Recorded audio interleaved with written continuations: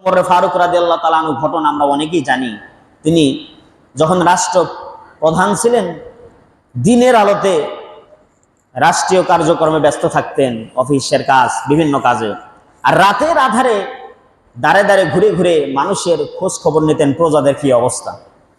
তো একবার এলাকার ভিতরে ভ্রমণ করতে করতে দেখে যে তার একটা বাসার ভিতরে, কুড়ে ঘরের ভিতরে মা এবং মেয়ের কথোপকথন হচ্ছে। কিভাবে? দুধে পানি মিশানোর জন্য। মা বলছে, বাবা সকাল তো হয়ে যাবে, তাড়াতাড়ি দুধের ভিতরে পানি মিশাও, আমরা গরিব ফ্যামিলি, দুধটা একটু বেশি করে দাও। তখন মেয়ে বলছে, মা, হযরত ওমরে ফারুক রাদিয়াল্লাহু তাআলা আনহু শাসন আমল চলে, কোরআন দিয়ে রাষ্ট্র চলে, এই সমাজে যদি ভেজাল তৈরি করা হয় তাহলে তো শাস্তি পেতে হবে। মা বলছে, বাবা, মেয়ে এই রাত্রিতে, গভীর রাত্রিতে ওমরে ফারুক তো আমাদেরকে দেখে না, ওমরে ফারুক তো নাই, এই জায়গায় যদি তুমি পানি মিশাও কেউ দেখতে পাবে না। মেয়ে বলছে, মা, এটা রাষ্ট্রপ্রধানের অর্ডার, এটা মানা হচ্ছে আমাদের জন্য ফরজ দায়িত্ব। আমি যদি এই জায়গায় পানি মিশি, ওমরে ফারুক দেখতে না পারে, আমাদের রাষ্ট্রপ্রধান দেখতে না পারে, কিন্তু আমাদের রাষ্ট্রপ্রধানের যিনি রাষ্ট্রপ্রধান, আহকামুল হাকিমিন, আল্লাহ তো দেখতেছেন, তার চোখ তো ফাঁকি দেওয়া যাবে না। এই কথা হযরত ওমর শুনতে পেলেন, কিছু বললেন না, রাজ দরবারে চলে গেলেন। যাওয়ার পরে তিনি তার লোকদের পাঠায় দিলেন, অমুক বাড়িতে একটা মেয়ে আছে, তাকে গিয়ে প্রস্তাব দাও, আমার সন্তানের জন্য তোমরা প্রস্তাব দাও, তার ওই মেয়েটাকে আমি পুত্রবধূ হিসাবে আনতে চাই। সততা দেখলেন এই জায়গায়, কি দেখলেন?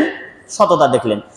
অবশ্য বিয়ের ক্ষেত্রে, মেয়েদের ক্ষেত্রে 4টি কোয়ালিটির কথা হাদিসে বলা হয়েছে। ওয়ালি জামালিহা, হাসাবিহা, মালিহা, দীনিহা, ফাসফার বিজাতিদ দ্বীন।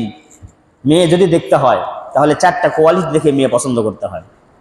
1 নম্বর হচ্ছে জামালিহা, সৌন্দর্য দেখতে হবে। এখন বলবেন, হুজুর, যে সৌন্দর্যের সংজ্ঞা তো এক একজনের কাছে এক এক রকম, তাই আমার কাছে তো একরকম, তাই সবাইকে কি সুন্দর হলে তাহলে অসুন্দরী যারা, তারা কেমনি আবার কোথায় বিয়ে হবে? বলবেন না। প্রিয় বন্ধুগণ আমার, মনে রাখবেন, সৌন্দর্যের সংজ্ঞা এক একজনের কাছে এক এক রকম। আপনি যাকে ডিসলাইক করলেন, আরেকজন তাকে রানী বানায় নিয়ে যাবে, ঠিক কিনা? এজন্য বলা আছে জামালিহা 1 নম্বর সৌন্দর্য, ওয়ালি মালিহা 2 নম্বর হচ্ছে ধন সম্পদ। ধন সম্পদ দেখার অর্থ হচ্ছে এইটা যে একবারে বিশাল অট্টালিকার মালিক হতে হবে এমনটি নয়। আপনি যেই কোয়ালিটিতে আছেন, যে স্টেজে আছেন, এই স্টেজের জন্য হয়, আপনার সাথে যেন ম্যাচিউর যেন হয়, কুফু যেন থাকে। ওয়ালি হাসাবিহায় 3 নম্বর দেখতে হবে বংশটা কি। এরপরে দেখতে হবে দীনিহা, ধার্মিকতা, ফাসফার বিজাতিদ দ্বীন, হাদিসের শেষে বলা হয়েছে তোমরা দ্বীনদারিতাকে প্রায়োরিটি দিবে। হযরত ওমর ফারুক রাদিয়াল্লাহু তাআলা আনহু এটাকে তিনি প্রায়োরিটি দিলেন। দেওয়ার পরে তিনি বললেন যে ওখানে নিয়ে আসো, আমার পুত্রবধূ বানা দিলেন। পরবর্তীতে ওনার গর্ভ থেকে জগৎ বিখ্যাত একজন শ্রেষ্ঠ রাষ্ট্রনায়ক, শ্রেষ্ঠ রাষ্ট্র শাসক, খেলাফতের 5ম খলিফা ওমর ইবনে আব্দুল আজিজের জন্ম হয়েছে। বলুন সুবহানাল্লাহ। আমার কথা বলার পয়েন্ট এই জায়গায় যে একটি আদর্শ সন্তান তৈরির জন্য আগে আদর্শ পিতামাতা হতে হবে। আদর্শ পিতামাতা না হলে আদর্শ সন্তান কোনোদিন জন্ম দেওয়া যায়? কোনোদিন যায় না, কোনোদিন হওয়া যায় না।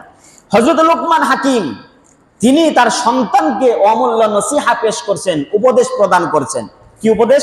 এই জায়গায় আমি 8টা উপদেশের কথা বলবো। 1 নম্বর উপদেশ দেখুন, وَإِذْ قَالَ لُقْمَانُ لِابْنِهِ وَهُوَ يَعِظُهُ يَا بُنَيَّ لَا تُشْرِكْ بِاللَّهِ إِنَّ الشِّرْكَ لَظُلْمٌ عَظِيمٌ।